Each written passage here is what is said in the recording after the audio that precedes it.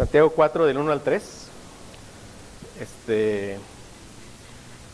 Dice la palabra de Dios, aquí por el apóstol Santiago: ¿de dónde vienen las guerras y los conflictos entre vosotros? ¿No vienen de vuestras pasiones que combaten en vuestros miembros? Dice: codiciáis y no tenéis, por eso cometéis homicidio. Sois envidiosos y no podéis obtener, por eso combatís y así hacéis guerra. Hasta ahí, gracias a Dios, lo hemos cubierto en 2 sermones. Y vamos a pedir a Dios que nos ayude a cerrar esta unidad de pensamiento. Dice: no tenéis porque no pedís. Dice: pedís y no recibís porque pedís con malos propósitos para gastarlo en vuestros placeres. Miren, hermanos, cada texto de la Biblia hay una verdad bíblica, y solamente una verdad bíblica en cada texto. O sea, sabemos que el Nuevo Testamento fue escrito en griego, ¿no? El antiguo en hebreo, arameo, pero solo hay una verdad bíblica, ¿sí? Solamente se extrae una sola verdad, y a partir de la verdad podemos tener varias aplicaciones a nuestras vidas. Entonces, por eso es bien importante pedir la guía de Dios que nos ayude a extraer la verdad. Les pongo un ejemplo. Por ejemplo, Efesios 6:1 dice: hijos, obedeced a vuestros padres en el Señor, porque eso es justo. Hay una verdad que está muy sencilla. ¿La verdad cuál es? Hijos, obedeced a vuestros padres en el Señor. La verdad es: obedezcan a sus padres. Es una verdad bíblica y tiene varias aplicaciones. Una aplicación es: si el padre le dice al hijo, lee tu Biblia, el hijo debe obedecer en el Señor porque eso es justo. Es una aplicación. Otra aplicación, ¿verdad? Si la madre le dice al hijo, haz tu tarea de la escuela, el hijo debe obedecer en el Señor porque eso es justo. Y así muchas aplicaciones. Pero hay una sola verdad: obedece a tus padres, ¿no? Entonces, cuando leemos Santiago desde el 3:1, esta epístola es como circular, o sea, nos va llevando. Por eso es importante traer el hilo de Santiago, ¿no?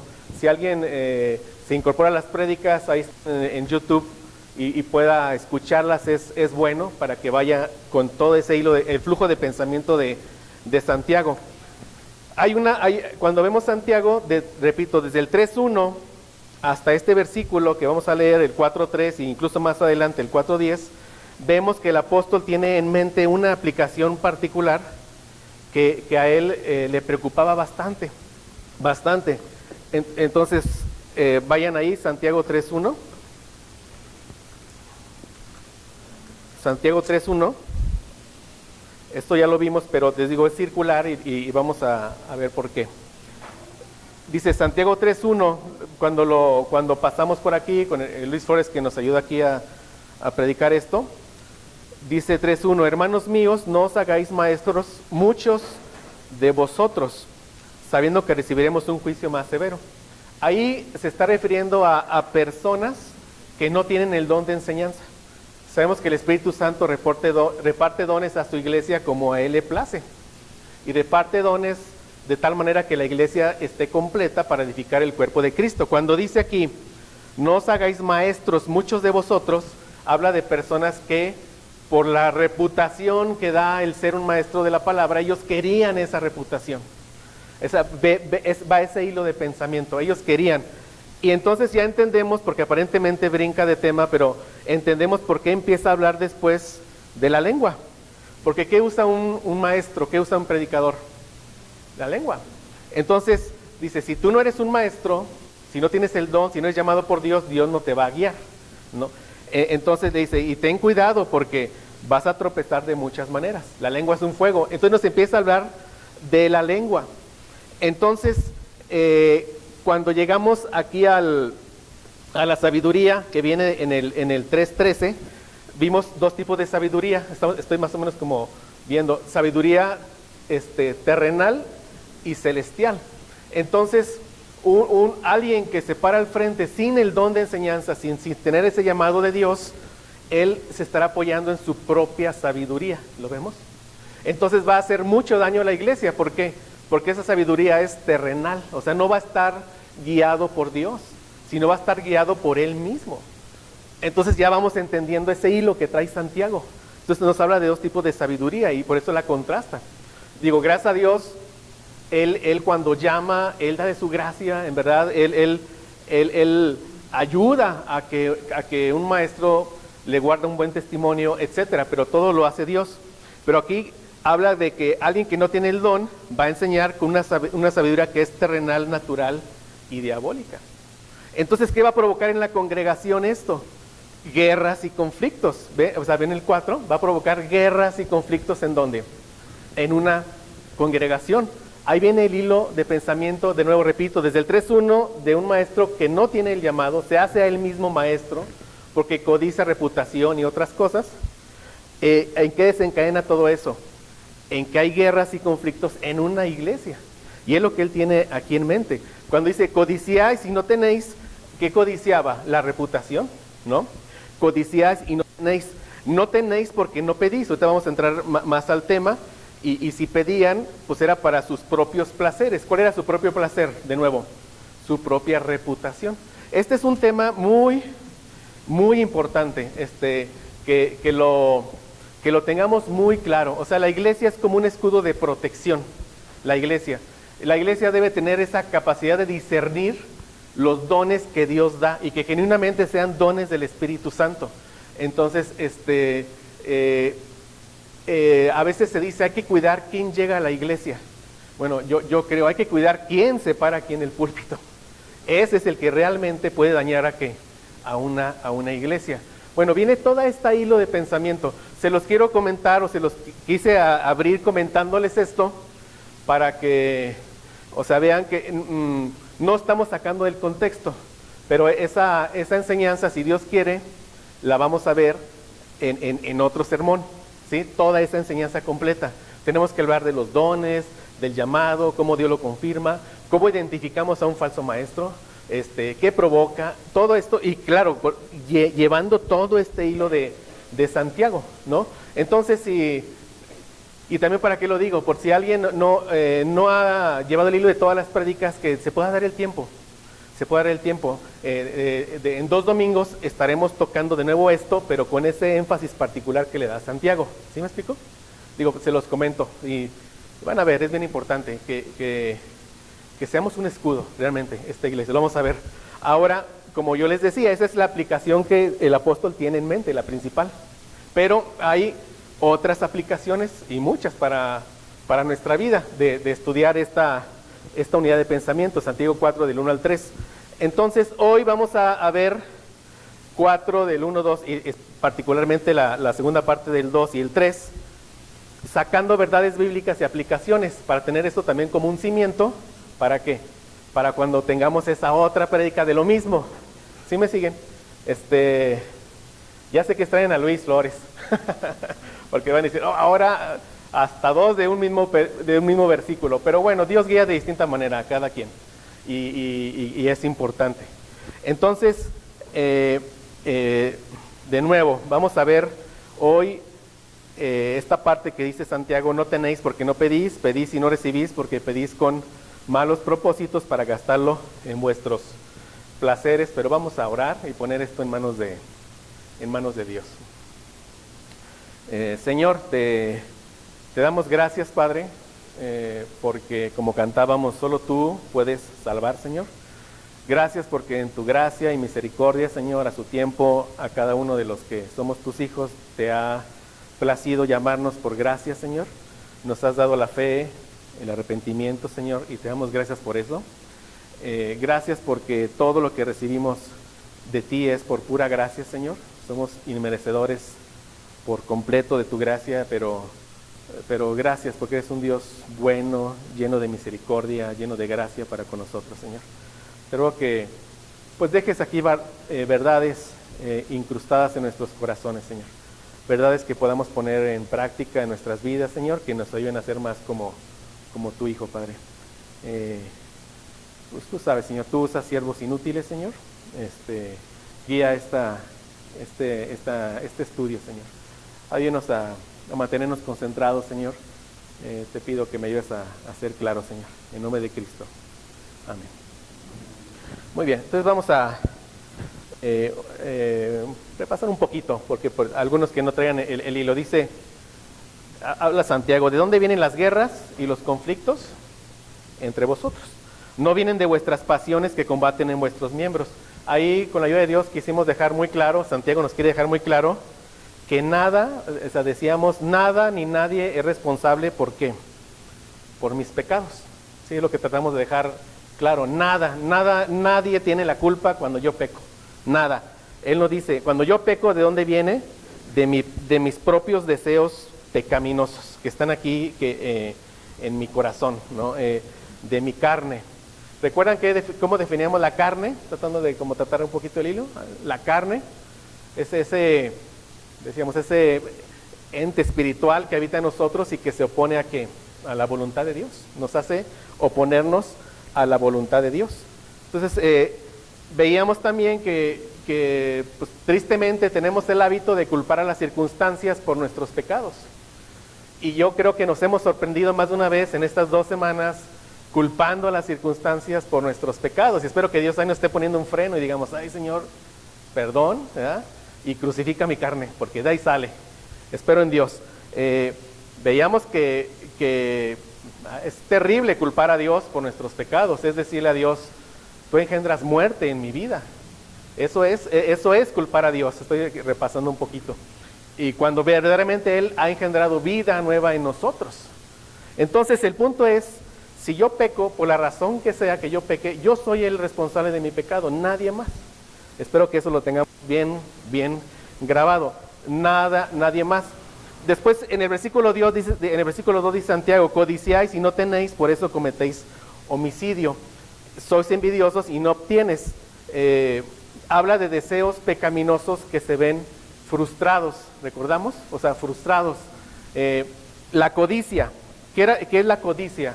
Es un deseo desordenado por disfrutar de cosas materiales u otras cosas, que lo deseo a tal grado que me lleva a desobedecer la ley de Dios por obtenerlo. Esa es la codicia.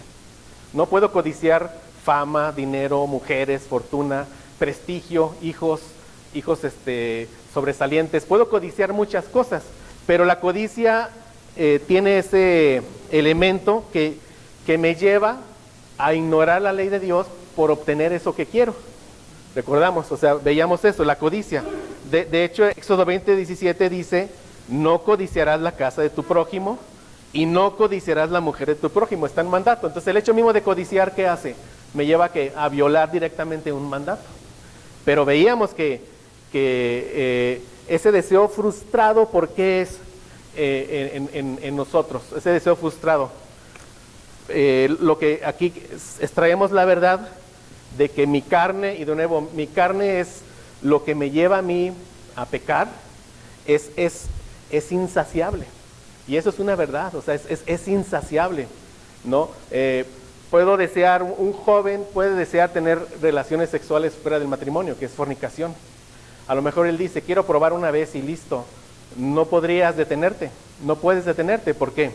Porque la carne, ¿cómo es? Es insaciable. Y eso nos pasa en todo. Decíamos, es tal el apetito de esa carne por el pecado que solamente el Espíritu Santo nos ayuda a derrotar esa carne. Es lo que quisimos tratar de dejar claro en el otro sermón, ¿no? Y aquí Santiago abre otra causa de frustración en el cristiano.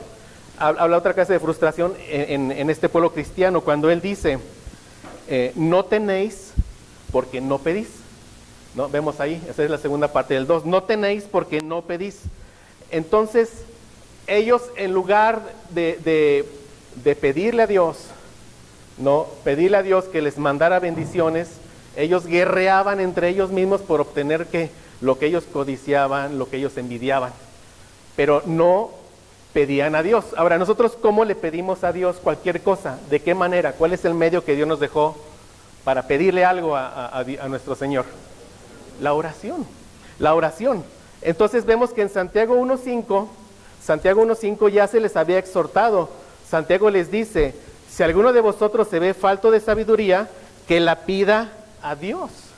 ¿Sí? O sea, les está diciendo, ¿tienes falta de sabiduría? Órale a Dios, pídele a Dios, lo veíamos. Entonces, aquí vemos que dice, no tienes porque no pides. Entonces vemos, o podemos ver con toda seguridad, la ausencia de oración que había en este pueblo cristiano. La ausencia de oración. Era un pueblo que no oraba, no pedía, no oraba. No era una práctica habitual entre ellos. Y esa era otra razón, otra causa de los conflictos que estaban teniendo. No estaban dependiendo de Dios. Ahora, hemos visto que, ¿cuál será la raíz pecaminosa que nos lleva a no orar? ¿Cuál será? Egoísmo, puede ser. Mala conciencia, culpa. ¿Mande? ¿Cómo? Bueno, la concupiscencia, desde luego, ese deseo pecaminoso a no orar, por supuesto. Pero miren, en el mismo contexto nos da la respuesta. Vayan allá al 4, al 6, el 4-6, ese lo tocaremos en unos, ya no les digo cuándo, hermanos, pero alguna vez lo tocaremos, ¿no? Algún punto. Pero vea el 4-6, ¿qué dice? El 4-6 dice, Él da mayor gracia, por eso dice, Dios resiste ¿al qué? A los soberbios, pero da gracia a los humildes. Ahí vemos la causa por la cual un cristiano no ora. ¿Cuál es la causa por la que un cristiano no ora? Soberbia. Soberbia, exacto. Ahora mira, en el diccionario bíblico dice, soberbia es un sentimiento de autosuficiencia que hace que el hombre no busque a Dios. O sea, entonces la soberbia nos lleva a no orar, la soberbia. Dice el Salmo 10:4, el impío en la altivez de su rostro no busca a Dios. Todo su pensamiento es, no hay Dios. Eso estaba pasando. Y eso puede pasar aquí en Gracia Soberana, por supuesto que eso puede pasar. Por supuesto. Ahora quizás la pregunta es, ¿con qué frecuencia debemos orar? ¿Para qué?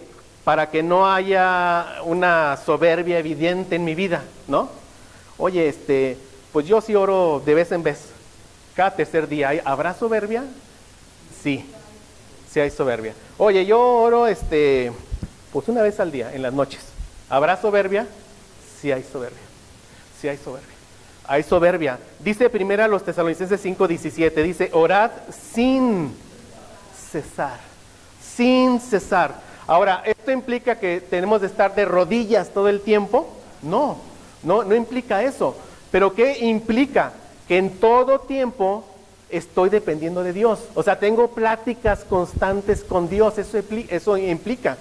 Mi hermana Patti, recuerdo tuviste ahí una expo de las joyas y demás, no sé nada, pero ella debió de haber puesto en manos de Dios ese proyecto, ¿sí? Señor, esto está bien, está mal, ayúdame, ¿cómo ves esto? ¿Cómo ves lo otro?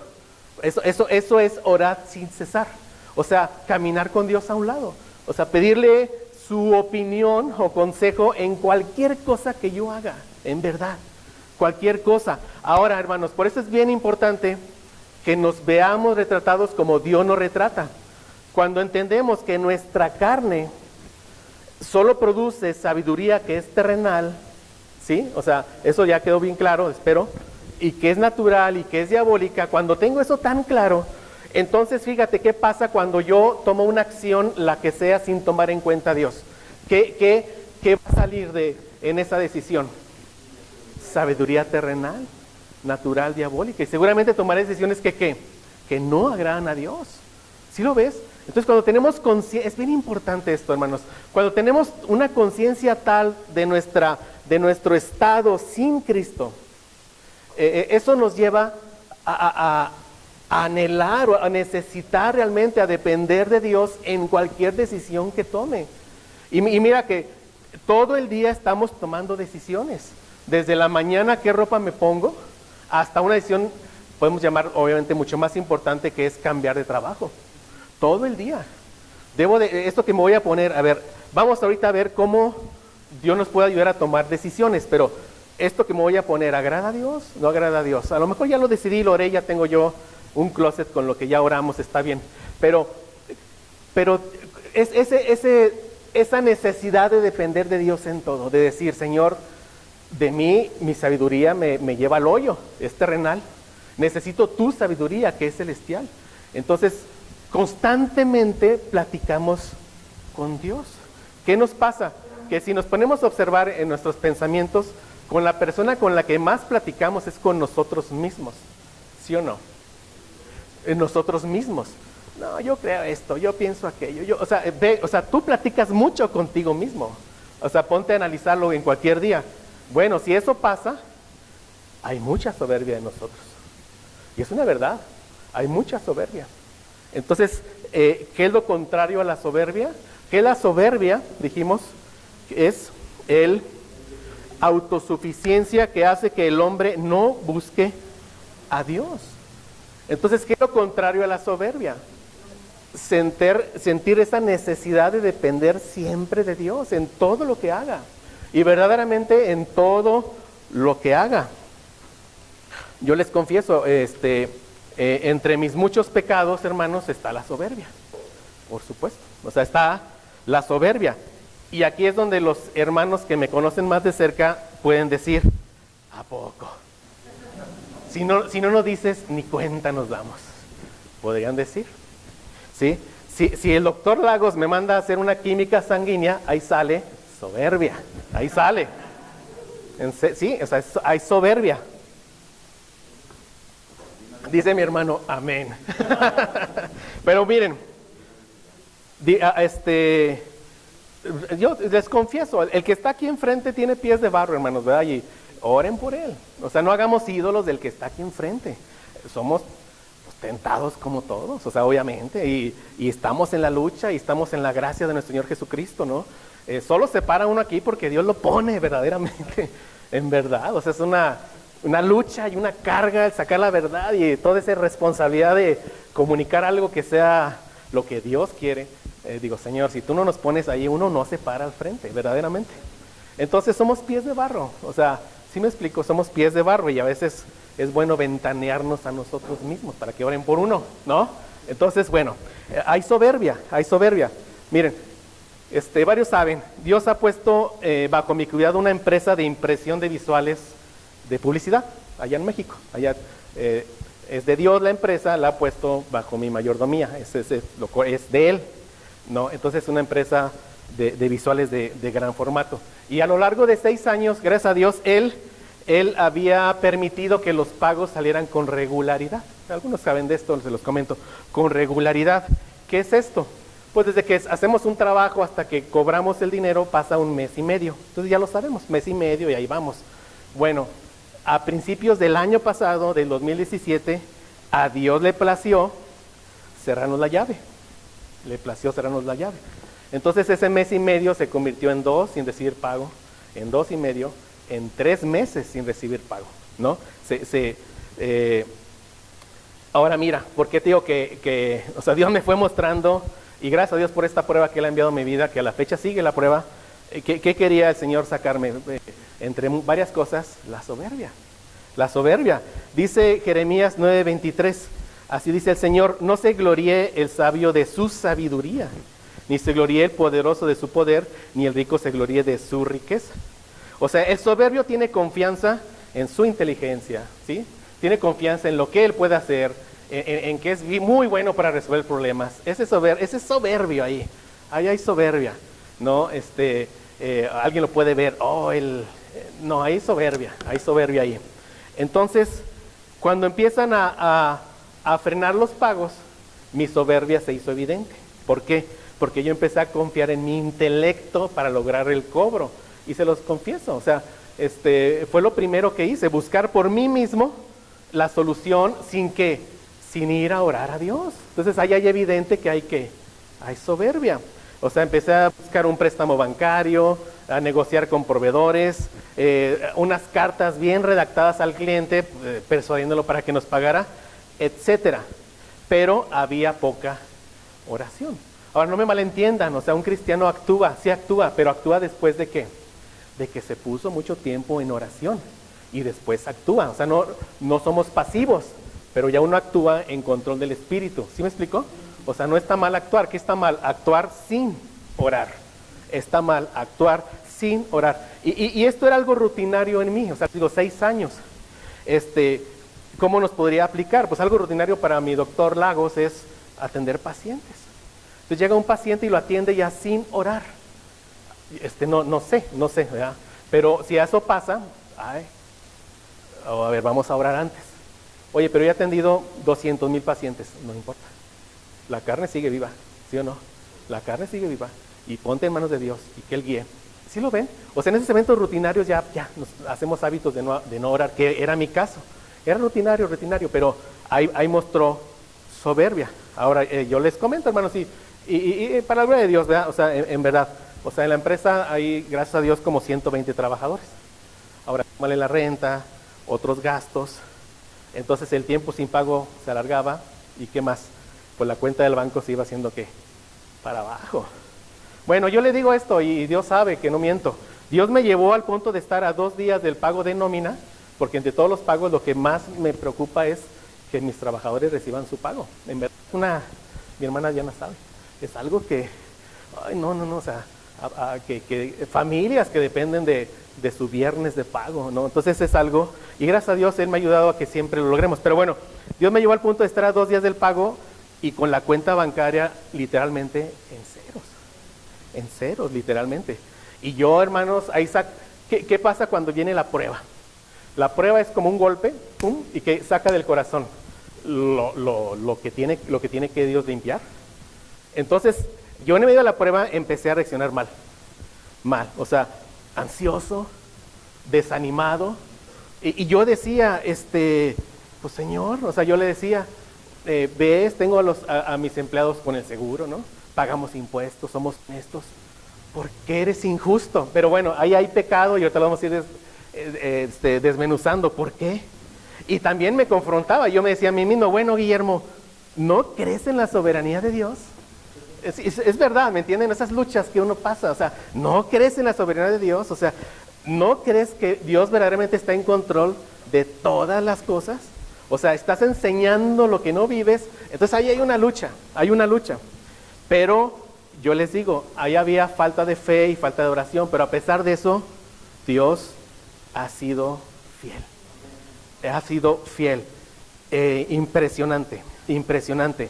Entonces, esa primera vez que nos deja en ceros, un día antes de la nómina, llega un pago, Dios mueve todo. No, llega un pago de donde menos lo espera uno y llega justo la cantidad que requiero para la nómina. Y digo, Señor, verdaderamente estás en control de la situación. Entonces, ayúdame a entender, ayúdame a trabajar este pecado que me quieres quitar, ¿no? Verdaderamente. Ahora, y a partir de ahí me mostró Él con claridad varios pecados asociados a la soberbia, varios pecados. Miren, uno de estos es y yo pienso que nos puede aplicar a varios de nosotros. Ya se los comenté, yo pensaba que por estar bien, o sea, pagar impuestos, pagar a mis empleados, trabajar de forma honesta, yo pensaba que tenía derecho a que mis servicios fueran pagados. ¿Sí me explico? Y a poco dicen, ¿y no es así? Es como si mi doctor Lagos, y lo agarro aquí, o sea, hace una muy buena consulta, dice, ya hice una buena consulta, ahora tengo derecho a que me paguen. Algo que puede decir, oye, ¿y no es así? ¿Sí o no? ¿No es así? O Angélica, sirve unas gorditas bien ricas y todo, ya hace su trabajo, lo sirve, ya hice mi trabajo, ahora tengo derecho a ¿qué? A que me paguen. ¿Saben qué, hermanos? Eso es soberbia. Ahí hay pecado, y así son los pecados. Mira, dice Lucas 17:10, siervos inútiles somos. Hemos hecho solo lo que debíamos de haber hecho. Si yo pago mis impuestos, solo hago lo que tengo que hacer, nada más. ¿Sí o no? Nada más. Si les pago seguro a mis trabajadores, solo hago lo que tengo que hacer, nada más. Si soy honesto, solo hago lo que tengo que hacer. Eso no me da derecho a absolutamente nada. A nada me da derecho. A nada. O sea, Dios me llevó a reconocer a que cualquier cosa que Dios nos da no tiene que ver absolutamente nada con mérito personal. Nada. Cualquier cosa que recibimos es absolutamente por pura gracia. En verdad, por pura gracia. O sea, no hay más, por pura gracia. ¿Sí? Mi hermano Rafa anda en el taxi todo el día. Si él llega cansado a casa y él piensa que porque trabajó todo el día tiene derecho a que su esposa le sirva la cena, está mal mi hermano Rafa. ¿Sí lo ve? Allá estás. Allá estás. Allá. Sí, está mal. Él solo hizo lo que tiene que hacer, salir a ir a buscar el sustento para la familia. No tiene derecho a nada. Si mi hermana Lioba le acerca un plato de cena y le pone las pantuflas, ¿no? Y le hace un masajito y le pone su programa favorito, es por pura gracia. En verdad. ¿Sí lo ve? Es por pura gracia. Todo lo que recibimos de Dios es por pura gracia. ¿Qué es la gracia? Para el que no sepa, ¿qué es la gracia? La gracia es cuando yo recibo algo de Dios que no me merezco. Esa es la gracia. Y hay que agregar algo. Es cuando yo recibo algo que no me merezco, pero cuando me merezco precisamente todo lo contrario. ¿Sí? Van esos dos elementos en la gracia. Entonces, nosotros sabemos que como hijos de Dios llegamos a los pies de Cristo por pura gracia. Éramos enemigos de Dios, dice la palabra. ¿Sí? O sea, Él nos sacó del lodo en el que estábamos, nos dio nueva vida y nos trajo ¿a qué? A ser sus hijos. Pero algo pasa en nuestra cabeza que pensamos y sí decimos, bueno, sí, allá sí fue gracia, allá atrás. Antes de yo ser salvo fue gracia. Ahora ya soy salvo, ahora no es gracia. ¿Sí? Soy tu hijo, ahora tú me cuidas. ¿Sí lo ves? Ahora va a decir, yo nunca lo digo. Sí, sí lo dices. Sí lo dices. En tu corazón, en tus expresiones, en tu falta de oración, es lo que le gritas a Dios. En tu falta de oración es lo que le gritas a Dios. En verdad, hay soberbia. Yo merezco las cosas. Hay soberbia. No merecemos nunca nada, jamás. Jamás. Mira, abre Lucas 13 del 1 al 5. Vamos, abre Lucas.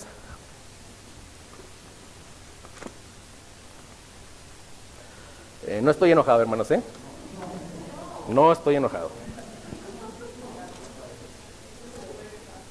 No estoy enojado. Es mi concupiscencia.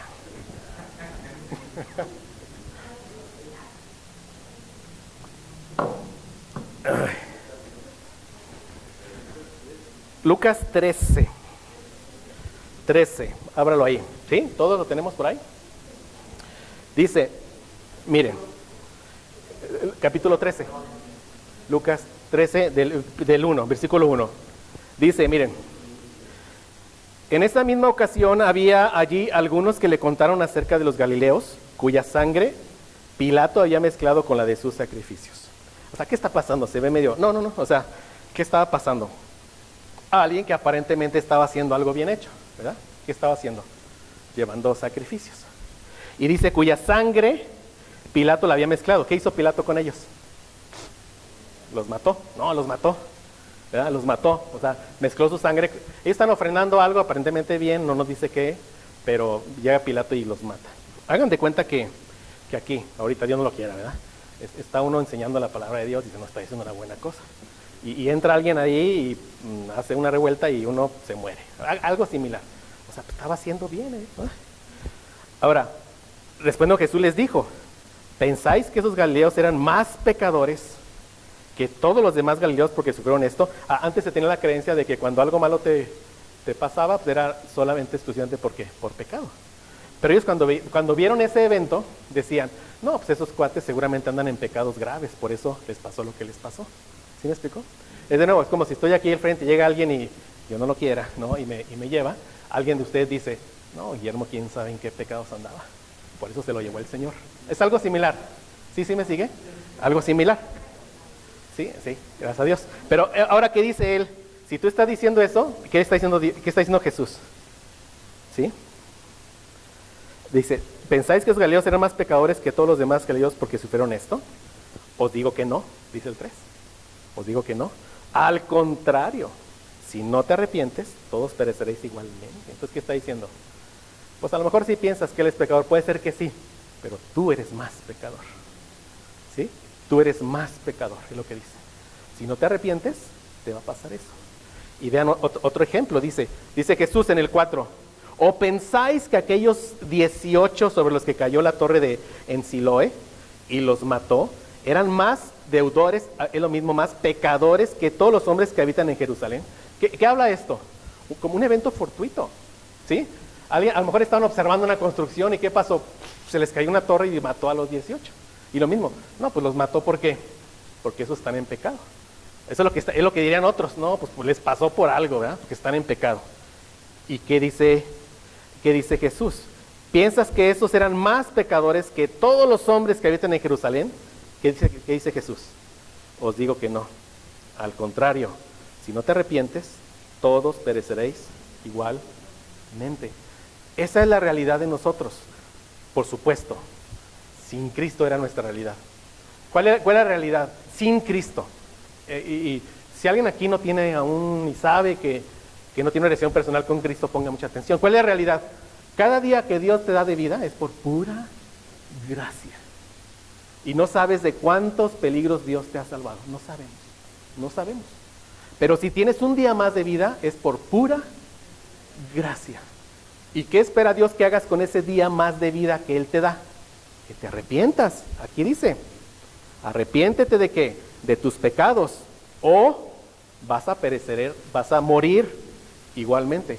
Si alguien muere sin Cristo, no hay purgatorio, no hay reencarnación. Eso no lo enseña la Biblia. Alguien muere sin Cristo, se va directamente al lugar que Dios tiene designado, que es el infierno. Y eso Jesucristo habló más del infierno que del cielo. O sea, es real. O Jesús es mentiroso. Por supuesto que no. Entonces, cada día que Dios te da, no es por tu buena salud, ¿verdad? No es porque te cuidas mucho, no es porque haces ejercicio, es porque por pura gracia. En verdad, tu vida está en grave peligro si no tienes a Cristo. Verdaderamente, así está. Arrepiéntete, reconoce lo pecador que eres, ¿no? Y pídele perdón a Cristo y cree que Él cargó con tus pecados en la cruz. Cree en el Evangelio, hazlo. Dice la Biblia, hoy es el día de salvación. ¿Por qué? Porque hoy estás aquí. Mañana, quién sabe, pero hoy estás aquí. Ahora, ¿qué nos pasa? Ya cuando Dios nos sacó de la miseria de pecado en la que vivíamos, sin Cristo, reconocemos y entendemos que fue por pura gracia, ¿sí o no? Por pura gracia. Pero ¿qué le pasa al cristiano? Se le tuerce el chip. O sea, sin Cristo, pura gracia. Con Cristo, no, ahora sí Dios, ya no es gracia. Me lo merezco. No, hermano. Siempre, absolutamente todo lo que recibimos de Dios es por pura gracia. Toda buena dádiva y todo don perfecto proviene de lo alto. O sea, y fíjate qué bendición, lo hemos dicho, a los hijos de Dios, cualquier cosa que Dios permite en su vida es para qué? Única y exclusivamente para su bien. Lo que Él permite en mi vida, cualquier cosa es para mi bien. ¿Eso no es gracia? Y si yo actúo sin Cristo, ¿cómo actúo? En mi carne. O sea, ¿qué hago? Solo me embarro en pecados y me caigo y me caigo y me caigo. Es por pura gracia. Pura gracia. Entonces yo les digo, yo pensaba que tenía derecho al pago de mis servicios por hacer bien las cosas, pero ¿qué me recuerda a Dios? No. Yo oraba y decía, Señor, gracias porque me mueves a hacer bien las cosas. Pero ahí me frenaba, me faltaba ¿qué más? Ahora, si tú quieres que ese pago caiga, pero si tú quieres, me faltaba eso, no lo hacía, pero ya fue evidente, no lo hacía, ya fue evidente. Entonces, cuando Dios te empieza a quitar la soberbia, porque solo Dios lo puede hacer con su Espíritu Santo, te empieza a quitar la soberbia y te lleva a orar, o sea, esa es la marca evidente que Dios está trabajando en soberbia. ¿Cuál es? Que más seguido, ay, Señor, ayúdame Señor, a ver, vamos a pensar, dime, esto es una marca que Dios está trabajando ¿con qué? Con tu soberbia, es una marca evidente, ¿sí lo ven? Santiago es bien práctico. Entonces, Cuando nos va quitando la soberbia, nos lleva a reconocer que no tenemos derecho alguno a recibir nada por mérito personal. ¿Saben por qué? Porque no hay tal cosa que el mérito personal. Eso no existe. Es un engaño. Yo me merezco. Es un engaño. No nos merecemos nada. En verdad, nada. Nada. Si eres mamá de un adolescente y el niño tiene su cuarto hecho un caos y le dices, ándale, ¿no? Pon orden allí. Y si el hijo lo hace, para ti fue que, gracia. Ahí estás exagerando. No, es gracia. Es gracia. ¿En verdad? Es gracia. Entonces, de nuevo, la soberbia nos lleva a ¿qué? La soberbia nos lleva a ¿qué? A no orar. Y cuando Dios trabaja la soberbia, te lleva a orar, pero fíjate, te lleva a orar, así es, como ese mendigo que extiende la mano y espera que le caiga ¿qué? Una caridad. Así te lleva a orar. Así oras tú. Así oras tú. O sea, digo, si sí, gloria a Dios. Si no, ahí hay cambios que hay que hacer con la ayuda de Dios. O sea, el mendigo, ¿por qué pide? ¿Por qué pide? Porque verdaderamente necesita pedir, ¿sí o no? Por eso pide, está ahí, pide. Bueno, hay unos que engañan, pero el que no engaña, ¿por qué pide? ¿Verdad? Ajá. Porque verdaderamente necesita pedir. Entonces, ¿por qué un cristiano pide? Porque verdaderamente reconoce que necesita pedir. Pedir. ¿Sí? Y reconoce que cualquier cosa de lo que pida, si a Dios le place dársela, ¿es por qué? De nuevo, por pura gracia. A lo mejor dice alguna mamá de aquí, oye, ¿y mi hijo rebelde también es por gracia? Sí. Sí, también es por gracia. Sí, te voy a decir, ¿qué hace un hijo rebelde si no es sacarle las espinas a la madre? Sí, ¿a poco no? Le sale ahí todas las víboras y de las concupiscencias, le salen así. Eso es gracia. ¿Por qué lo permite Dios? Para que sean evidentes tus pecados, para que sea evidente lo que te tiene separado de Dios, lo que rompe tu comunión con Dios. ¿Y para qué? Para que le digas, Señor, crucifica mi carne con sus deseos. Eso es gracia. ¿Sí o no? Ahora, fíjate, es gracia. O sea, en verdad, o sea, un hijo rebelde, y pongo ese ejemplo porque como que sí nos toca a muchos, ¿no? No, es cierto. No es cierto. No es cierto. No, palabra de Dios, pero entendemos el punto. Entonces, a ver, un hijo rebelde no es una oportunidad para que nosotros mostremos el carácter de Cristo al mostrar amor ágape para ese hijo rebelde. ¿Saben qué es amor ágape? Amor incondicional. Te amo, no importa lo que me hagas, te amo. Y reconozco que ese amor me lo pone ¿quién? Dios. ¿Y por pura qué? Gracia. A lo mejor Dios permite un pleito fuerte en tu matrimonio. ¿También eso es gracia? También eso es gracia. También eso es gracia.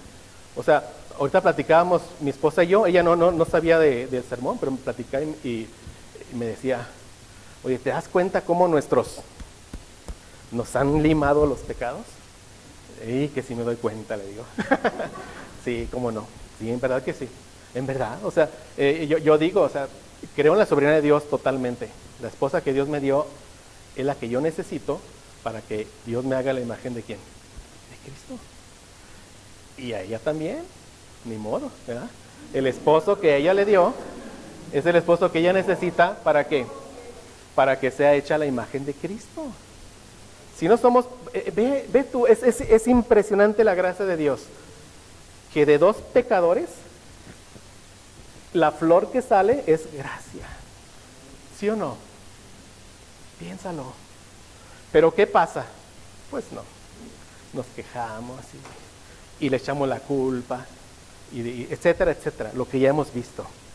Pero no, cuando Dios unió el matrimonio, Dios no se equivoca. Dios no se equivoca. ¿Sí? Dios unió a Misael, a tu esposa, Dios no se equivocó. Ella es la mujer que tú necesitas. Y Él es el hombre que tú necesitas. Dios no se equivoca. Créemelo, no se equivoca. No se equivoca. Entonces, Esa prueba que les platico sigue. Y a la fecha sigue, ¿no? No les estoy aburriendo, hermanos. ¿No? O me tienen mucha gracia.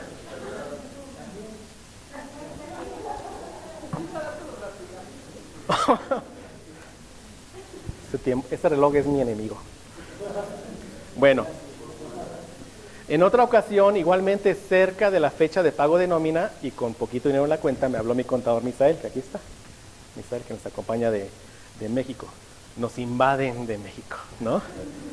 Y me dice, oye, ingeniero, así me dice él, oye, ingeniero, ya tenemos autorizado fecha de pago para tal día.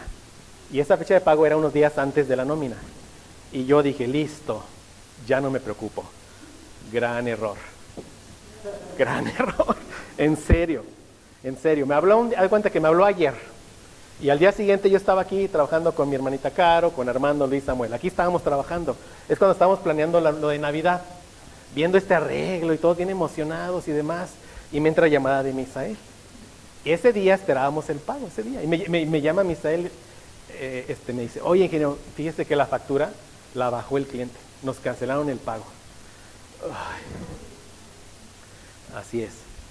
Entonces, ¿les estoy bien honesto? No sé si dieron cuenta mis hermanos, yo creo que sí. Me fui allá, hacia el rincón, allá como niño regañado hasta el rincón. Y casi lloro, pero de coraje, en verdad que sí. Sí, así, de coraje, casi lloro. Y yo le decía, ¿por qué? Yo le reclamaba, ya se los confieso, ¿no? ¿Por qué? Estoy aquí trabajando en tu obra. Y de nuevo, o sea, ya entregamos los trabajos, ya hicimos lo que tenemos que hacer. ¿Por qué me frenas el pago? ¿Sí? O sea, ¿quién lo frenó? Algún administrativo, pero en última instancia, ¿quién lo frenó? Dios. O sea, es gracias a Dios que uno reconoce eso, ¿verdad? Dios. Pero gracias a Dios Él me empezó a dar calma. Y yo le dije, ayúdame a entender, Señor. Ahora que hice mal. y en verdad, y Dios, gracias a Dios fue bien claro. Y van a decir que soy bien exagerado, pero no soy exagerado. Lo que puso bien claro en mí es que mi confianza la puse en la fecha de pago y no en Dios. Y fue bien claro. Y de nuevo. Y me mostró 1000 cosas ahí. O sea, si Dios está permitiendo eso es porque es bueno para ti. Es bueno. Yo estaba, ayúdame a tener fe. Solo nos mandas cosas buenas, Señor. Ahorita es donde ayúdame. Le pedí perdón a Dios y le dije, o sea, ¿sabes qué? Verdaderamente mueve las cosas como te place, ya no tengo duda. O sea, ¿qué me quería enseñar Dios? Su soberanía. Pero que soberanía estaba en total control de mí, de mi vida. O sea, una buena soberanía para mi vida, porque para un hijo de Dios no hay mala soberanía. ¿Sí me sigue? O sea, es lo que me quería enseñar Dios. Dice el segundo libro de Samuel 22-28, dice, salvas al pueblo afligido, pero tus ojos están sobre los altivos a quienes tú humillas. Dice, verdaderamente Dios me estaba humillando con esta prueba. Y ese era el propósito. Si quieres muy listo, a ver. Que no dependes de mí, a ver. ¿Sí? Que ahora confías en la fecha de pago, ahí te va. Hasta que, ya, Señor, ya. Sí, ya, Señor. Sí, pero ¿saben qué?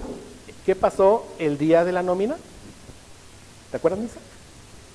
Dios proveyó, cayó el dinero y otra vez, ay, Señor, perdóname, otra vez, perdóname. Él fiel.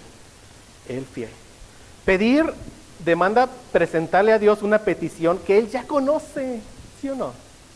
Él ya la conoce, Él ya la trazó, Él ya la conoce. Pero aún así, Él se place en que le roguemos por su gracia. Ve Hebreos 4:16, búscalo.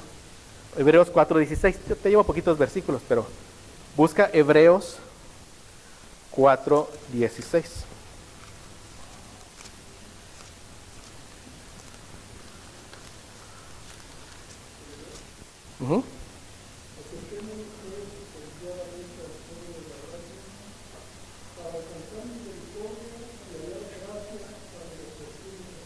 Sí, observa, hermano, esto, obsérvalo. Esto es para hijos de Dios. Por si piensas que como hijo de Dios mereces algo de Dios, aquí el autor de Hebreos te dice que no. Dice, acerquémonos con confianza al trono de gracia. ¿Para qué? Para que recibamos misericordia. ¿Sí lo ves? Ah, caray, ¿está hablando de un perdido? No, es un hijo de Dios. Y hallemos gracia para la ayuda oportuna.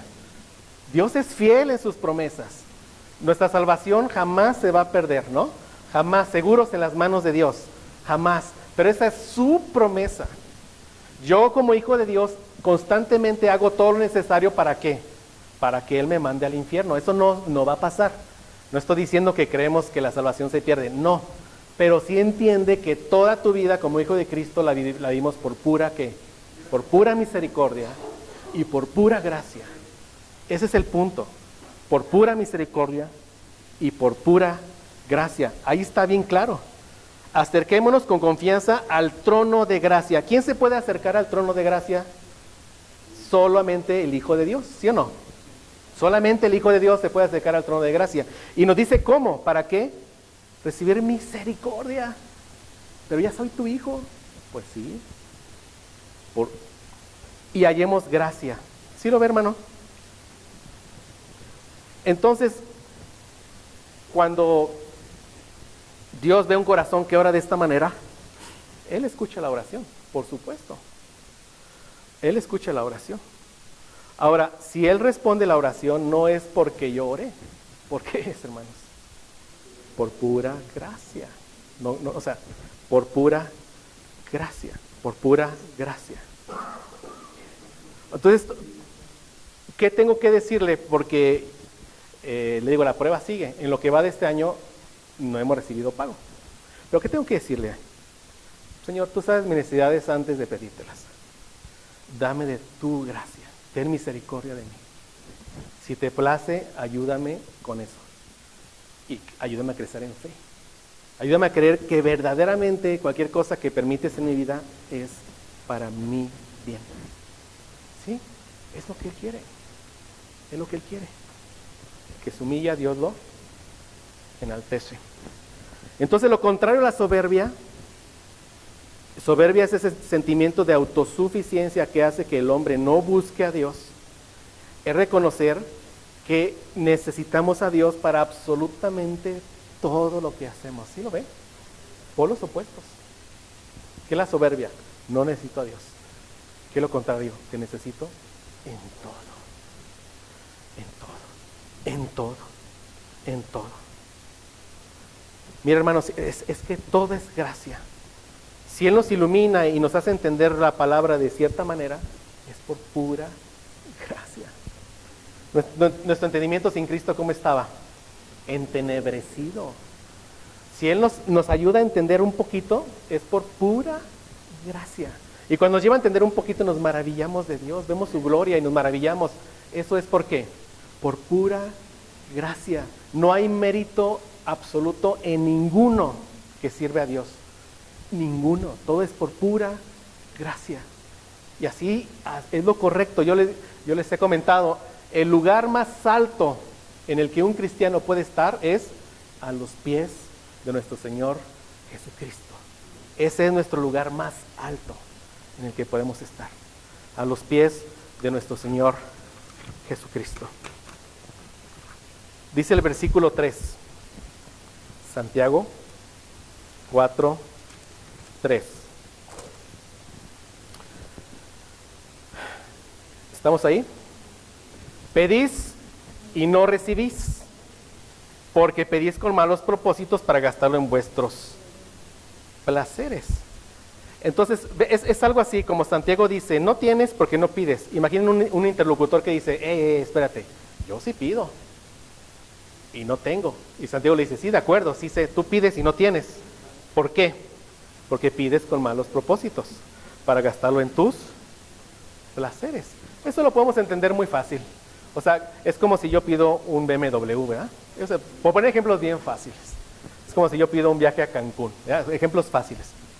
Pero realmente, ¿cuál es pedir con malos propósitos? ¿Cuál es? Pues pedir con soberbia. Llega lo mismo. Pedir con ¿qué? Con soberbia. Fíjate, la carne se opone al espíritu, ¿sí o no? Fíjate, la carne se opone al espíritu. ¿Qué quiere hacer la carne no quiere que yo me someta a Dios, ¿verdad? No quiere, pero quiere todo lo contrario. La carne quiere que Dios se someta a mí. ¿Sí lo ves? Como si fuera mi lamparita mágica. Así es. Cuando yo le pido algo y yo digo, pues no me lo tienes que dar porque me lo merezco, le estoy diciendo a Dios, sométete a mí, es lo que le estoy diciendo. Yo no me someto a ti, pero tú sí, sométete a qué? A mí, sométete a mí. Es lo que dice. Es lo que dice. Entonces, recordemos que cuando arrancamos esto, veíamos que la carne estaba venciendo al espíritu. Describe una bancarrota espiritual. Verdaderamente querían que Dios se sometiera a ellos en sus oraciones. Verdaderamente. Puede ser que tú también lo hagas. Puede ser que tú también lo hagas. Puede ser que tú le digas, Dios, haz mi voluntad y no la tuya. Puede ser. Puede ser oraciones sin fe bíblica. Oraciones sin fe bíblica. Y mira, entonces vamos a sacar algo práctico aquí. En cada decisión nos debemos hacer al menos 2 preguntas que sacamos de este mismo versículo 3. Vamos a sacar aquí algo práctico del versículo 3. ¿Qué dice el 3? Pedís y no recibís, ¿por qué? Porque pedís con malos propósitos. Entonces, cuando yo pida, la primera pregunta que me tengo que hacer es, ¿estoy pidiendo con malos propósitos? ¿Lo ves? Así de sencillo. Otra forma de decirlo es, ¿hay pecado en esta petición que estoy haciendo? ¿Hay pecado? ¿Hay codicia? ¿Hay envidia? ¿Hay pecado? Entonces, Señor, perdóname, ¿no? O sea, perdóname por pedirte eso. O sea, no, eso no te quiero pedir. Sí, o sea, fíltrate, pero para filtrarte hay que empezar ¿a qué? A orar, ¿verdad? Si no, fíltrate. Ahora, hazte otra pregunta, que ahí mismo viene. Dice, pides con malos propósitos para gastarlo en vuestros placeres. La otra pregunta que tienes que hacer es, ¿estoy pidiendo para gastarlo en mis placeres? Otra forma de preguntártelo es, ¿con esta decisión agrado a Dios o me agrado a mí? Otra forma, ¿con esta decisión busco el reino de Dios o busco mi reino? ¿Con esta decisión me sujeto a Dios o quiero que Dios se sujete a mí? O sea, pregúntate eso. Son preguntas que tienes que hacerte. Un ejemplo, Rafa va contra ti otra vez. No. Dios le ha dado a Rafita el taxi como medio de sustento, ¿no? Se lo ha dado. Hay días, y platicamos, y seguido me llega, me trae y dice, hay días apretados. Así como que apenas sale, ¿verdad? A días apretados. Entonces, ahí viene el ejemplo. Esto no, es un ejemplo. Entonces, a lo mejor Rafa está pidiendo porque Dios le dé otro trabajo. Otro trabajo en el que, si es posible, gane más dinero. ¿Esta es una oración correcta? Depende. Depende. Mira, depende, fíjate. Depende. Si diario se queja Rafa por su trabajo, si tiene, este es ejemplo, no, esto es ejemplo. O sea, si hay coincidencia, no es mi culpa, es ejemplo. Dice, si hay falta de contentamiento y si piensa que el problema está en el taxi por su falta de contentamiento, entonces ahí hay pecado, ¿verdad?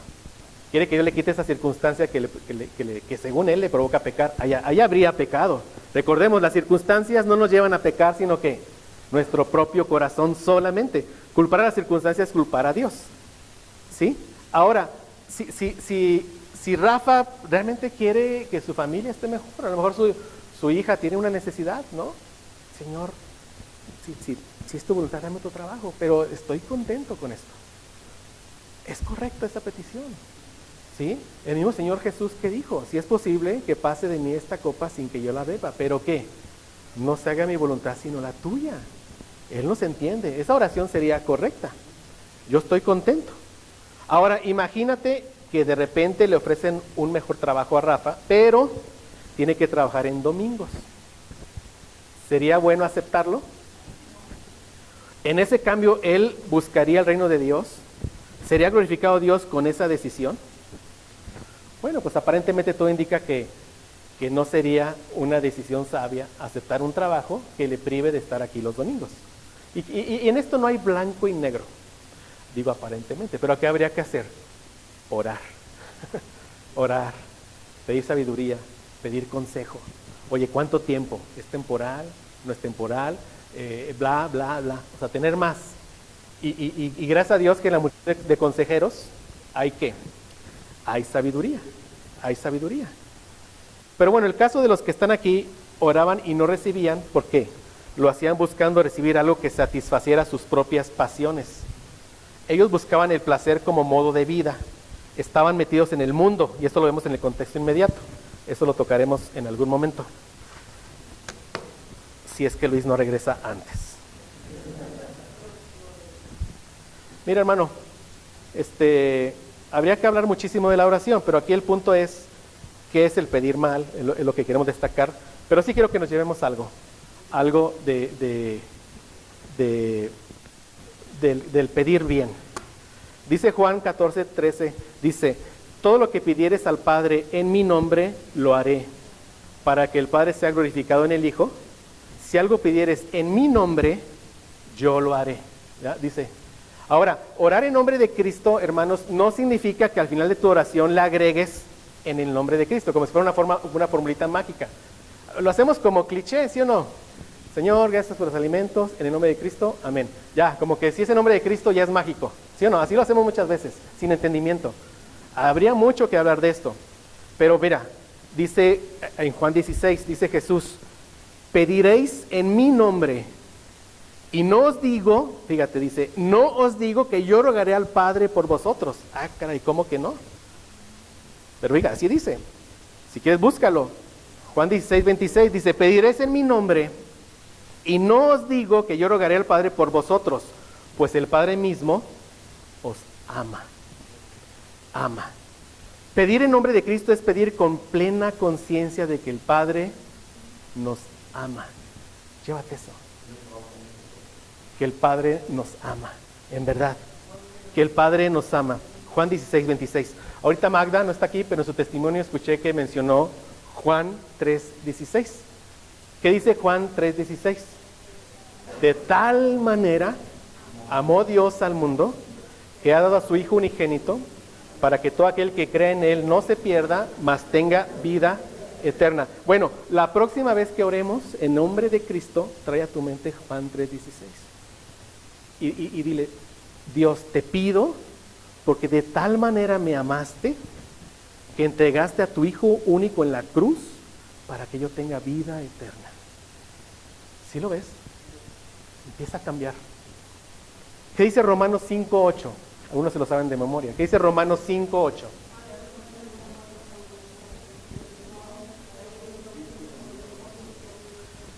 Ajá. La próxima vez que pidas algo a Dios y cierres en el nombre de Cristo, recuerda, te lo pido porque en Cristo mostraste tu gran amor para conmigo. ¿Cómo? En que yo siendo tan pecador, Cristo murió por mí. Lleva el Evangelio ¿a qué? A tu petición. Llévala. El mismo hecho de llevarla, ahí te va a sorprender si estás en una petición pecaminosa, en verdad. Hazlo. ¿Sí me entiendes? Te vas a sorprender. Y vas a regresar de inmediato y decir, ay Señor, perdóname por lo que te pedí. ¿Cómo se me ocurre pedirte eso? Lleva el Evangelio a tu petición. ¿Qué dice Romanos 8:32? ¿Qué dice Romanos? Exacto. Exacto. Romanos 8:32 dice, el que no eximió ni a su propio Hijo, sino lo que lo entregó por todos nosotros, ¿cómo no nos concederá también con Él todas las cosas? Pedir algo en el nombre de Cristo es recordar que cualquier cosa que Dios me da es por pura gracia. Pedir algo en el nombre de Cristo es recordar de dónde Dios me sacó. Me sacó de la esclavitud del pecado. Me sacó de ser esclavo de Satanás. ¿Sí? De ahí me sacó. Me sacó de estar preso en mi carne. Pedir en nombre de Jesús es traer a tu mente el Evangelio. Recordar la gracia de Dios en tu vida. Y apropiate de un versículo y dile, Señor, te pido esto en el nombre de tu Hijo. ¿Por qué? Porque tú ni a tu propio Hijo lo eximiste, sino que lo entregaste por mí. Y si a tu Hijo lo entregaste por mí, ¿cómo no me concederás todas las cosas que sean para mi bien, Lleva el Evangelio a tu oración y Dios va a trabajar con tu soberbia. Vamos a orar.